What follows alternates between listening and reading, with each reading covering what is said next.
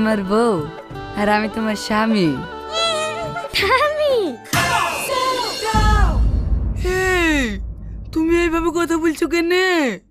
আমি তো এইভাবে কথা বলি।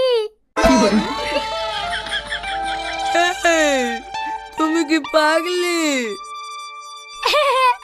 গিলামের সবাই আমাকে ভাই বলে ডাকে।